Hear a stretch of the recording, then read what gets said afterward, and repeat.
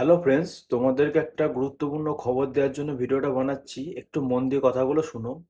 যে তোমাদের যে এই কদিন আগেই 30 তারিখে যে কনস্টেবলের পরীক্ষাটা হলো, সেই পরীক্ষার মাঠের ডেট মোটামুটি শিওর বলতে পারো যে তোমাদের শুরু হতে চলেছে জানুয়ারির 5 তারিখ থেকে মাঠ শুরু হতে চলেছে। আর সেটা 18 তারিখ অবধি মাঠ হবে।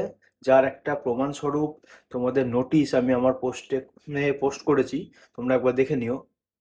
যেখানে পিআরবি থেকে তোমার বর্ধমান রেঞ্জের যে কটা মাঠ পড়ে, বর্ধমান রেঞ্জের মাঠটা অ্যারেঞ্জ করার জন্য শহীদ এই ভগৎ সিং এর যে স্টেডিয়ামটা আছে তোমার দুর্গাপুরে, সেইখানে যাতে ওটা অর্গানাইজ করতে পারে পিএমটি পিএটি প্রসেসটা, তার জন্য আবেদন জানিয়ে একটা নোটিশ হয়েছে। যেখানে তোমাদের 5 তারিখ থেকে মাঠ হবে, এই ধরনের একটা কথা উঠে আসছে, যেটা 100% প্রায় শিওর বলতে পারো। আর তোমাদের বলি যে রেজাল্ট তোমার 15 দিনের মধ্যে রেজাল্ট আসতে চলেছে, যার মধ্যে এই এক সপ্তাহের মধ্যে তোমাদের অ্যান্সার কি এবং তার 2-4 দিন পরেই তোমাদের ফাইনাল অ্যান্সার কিও আসতে চলেছে।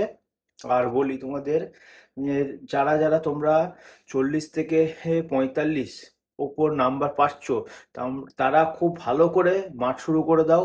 কারণ বেশি নেই, টাইম পাবা না, 30 দিন মতো হাতে টাইম। এটা কিন্তু 1600 মিটারের মাঠ।